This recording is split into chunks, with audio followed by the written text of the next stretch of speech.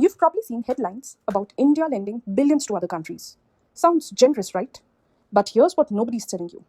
Every week, India approves massive loans. Sri Lanka borrows $2 billion, Nepal receives $1.6 billion. But these aren't charity, they're strategic power moves.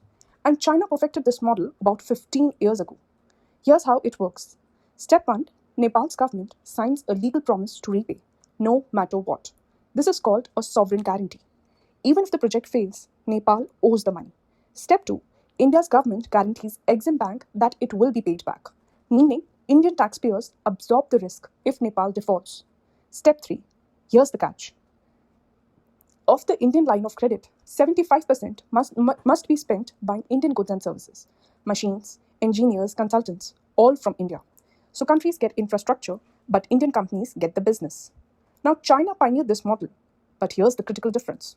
China charges 5 to 8% interest rates. India charges significantly lower concessional rates. When China's borrowers can't pay, China seizes the assets. For example, in 2017, China took control of Sri Lanka's Hambantota port for 99 years. India renegotiates and absorbs the losses to keep relationships strong. Why does India do this? Geopolitical influence. You build soft power through mutual benefit, not charity. Countries depending on India for infrastructure feel obligated to align with India's interests diplomatically. Second, export boost. Indian companies get new markets and contracts. Third, strategic chess. China dominated development finance for 15 years. India is paying catch-up and better terms to position itself as the reliable partner.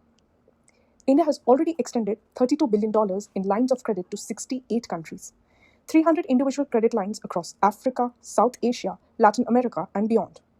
So next time you see a headline about India's billion-dollar credit line, you'll know.